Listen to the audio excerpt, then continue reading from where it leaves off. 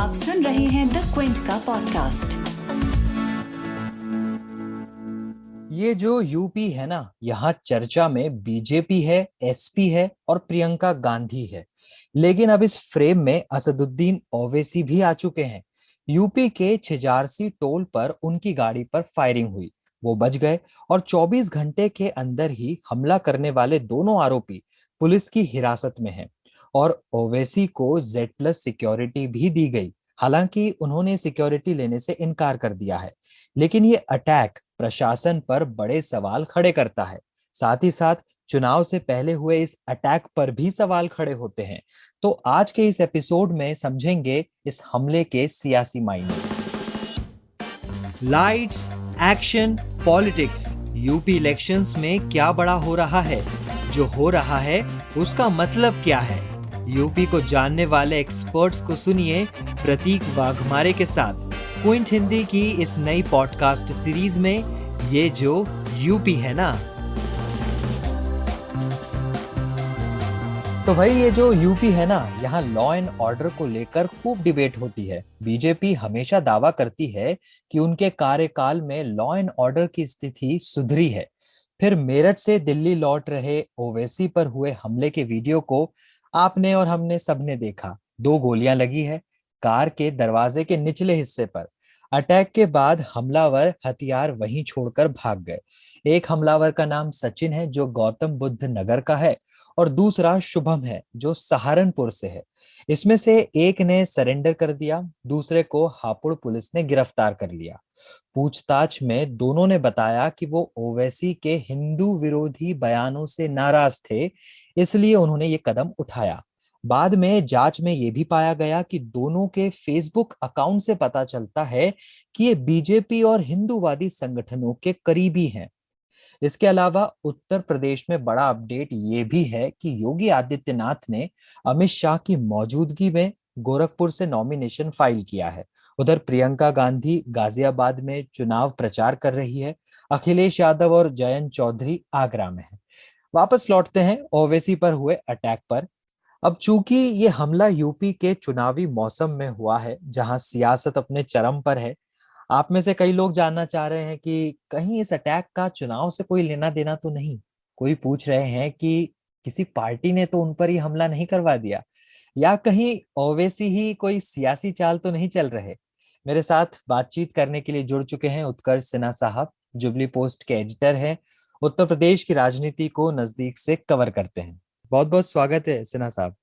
नमस्कार प्रतीक जी। तो सबसे पहला यही सवाल है, सभी के मन में भी है कि ओवैसी पर जो अटैक हुआ इसके सियासी मायने क्या निकल रहे हैं? असल में देखिए, प्राइमा फेसी कल जब ये खबर आई तो 1 मिनट के लिए सनसनी जरूर बनी थी। हाँ। लेकिन जैसे ही वो तस्वीरें सामने आई जहां गोलियां लगी थी, तो एक पहला रिएक्शन ये था कि उत्तर प्रदेश के चुनाव में कुछ पब्लिसिटी स्टंट जैसा शुरू हो गया है। हालांकि ये गंभीर मामला है और बीच सड़क पे, और वो भी टोल प्लाजा के पास, अगर फायरिंग होती है किसी बिल्कुल। बड़े राजनेता के ऊपर तो ये छोटी बात तो बिल्कुल नहीं है। लेकिन फिर भी जिस तरह से घटनाक्रम हुआ और उसके बाद फिर असदुद्दीन ओवैसी ने ट्वीट किया, उत्तर प्रदेश सरकार के पुलिस अधिकारियों ने कहा कि उनके ट्वीट से उनको पता चला कि ऐसा कुछ हुआ है तो फौरन मौके पर पहुंचे। तो ये कुल मिला के एक एक घटना ऐसी थी जिसकी चर्चा तो होनी ही थी। तो वही हुआ। और आज जो खबर मिली है वो ये कि उनको हाई सिक्योरिटी सेंट्रल गवर्नमेंट ने दे दी है और अब उनके साथ कमांडोज चलेंगे और सिक्योरिटी का इशू ये है। तो सिन्हा साहब, ऐसा तो नहीं कहीं इस मामले के जरिए अब यूपी चुनाव में वापस वो हिंदू मुस्लिम का उसको रंग दिया जाएगा और अब इस पर डिबेट एक शुरू हो जाएगी? हाँ बिल्कुल, शुरू हो सकती थी, क्योंकि जो पकड़ा गया लड़का एक मौके से, उसका भी नाम वो बताया जाता है कि सोर्सेस, ऑफिशियल सोर्सेस कह रहे हैं कि वो उसका कनेक्शन कहीं बीजेपी से भी है और कुछ उसके नाम में सरनेम उसने हिंदू लगा रखा था। और आज एक हिंदू सेना नाम के संगठन के कोई राष्ट्रीय अध्यक्ष जी हैं, उनका भी बयान आया कि साहब इन बच्चों का हम सम्मान करेंगे और इनको जो लीगल सपोर्ट होगा वो भी हम देंगे।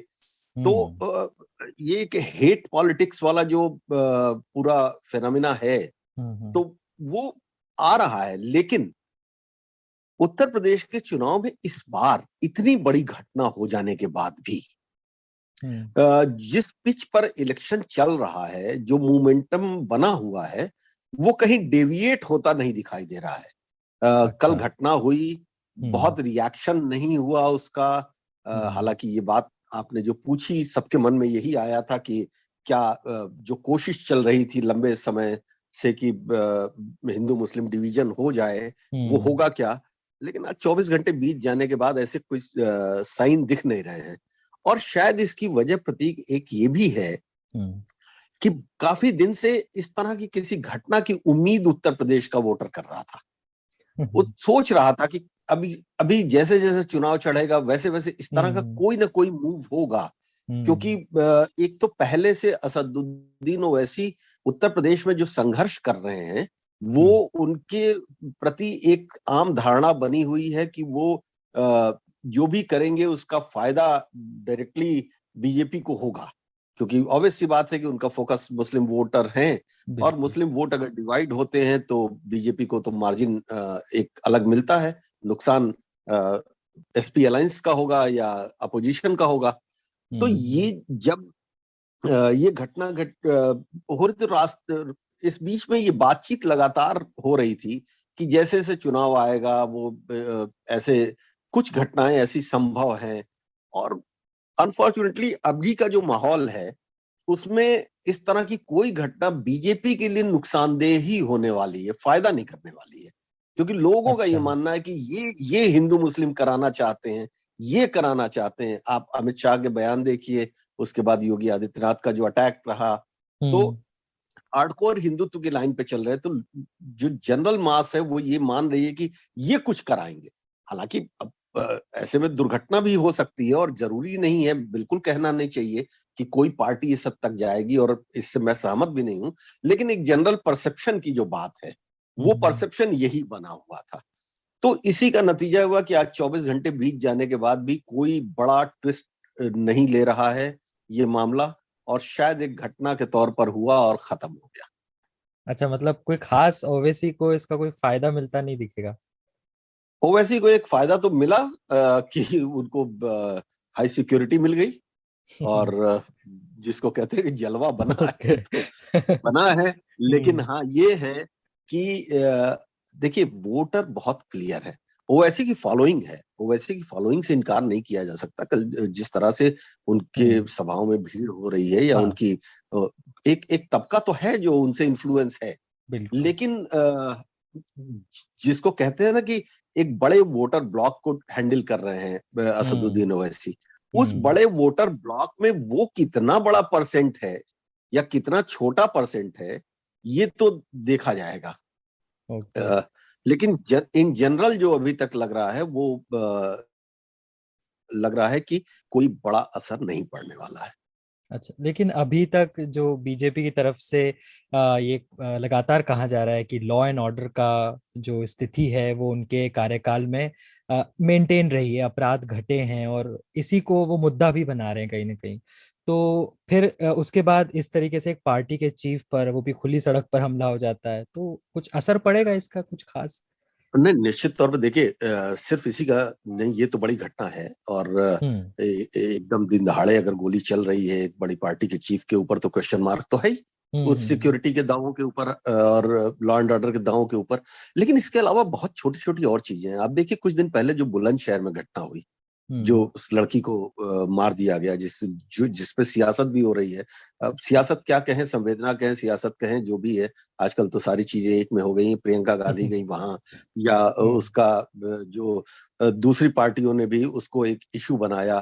तो इश्यूज तो हैं, हम्म और ट्विटर पे लगातार वार और घात प्रतिघात चल ही रहा है इसको लेकर के।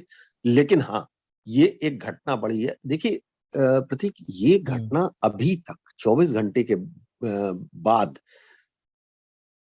अगर इसका रिएक्शन नहीं हुआ है, क्योंकि आप सोच के देखिए कि अगर जैसे एक लड़के ने ओवैसी के काफिले पे हमला किया, अब अगर उसी ओवैसी के फॉलोअर्स की कम्युनिटी या ओवैसी को टैग जिस कम्युनिटी के साथ किया जाता है, यानी सीधे सीधे कहें तो मुसलमान, अगर वहां से कोई इस तरह का रिएक्शन आ जाता है किसी बड़े हिंदू नेता के ऊपर, तो जाहिर सी बात है कि चीजें फिर दूसरे तरीके से ट्विस्ट की जाएंगी, क्योंकि यहाँ पे ऑपोजिशन सफरर है, अपोजिशन इन चीजों को एजेंडा नहीं बनाना चाहता है, लेकिन बीजेपी लगातार इन बातों को एजेंडे पर रखे हुए है।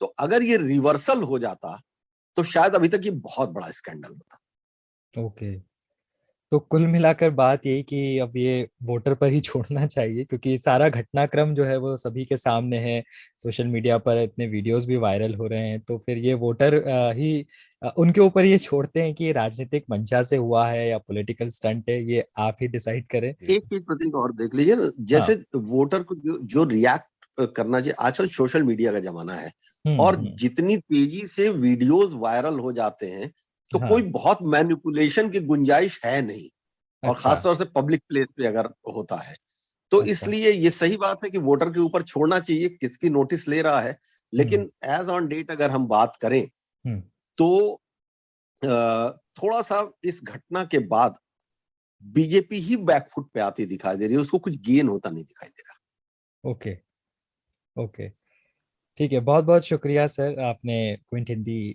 को समय दिया, बहुत बहुत शुक्रिया, thank you sir. Thank you. तो आप सुन रहे थे यूपी चुनाव पर क्विंट हिंदी की पॉडकास्ट सीरीज ये जो यूपी है ना। अगर ये पॉडकास्ट आपको पसंद आया तो इसे शेयर कीजिए और इस प्लेलिस्ट को सब्सक्राइब कर लीजिए ताकि नया एपिसोड आने पर आपको अपडेट मिल जाए।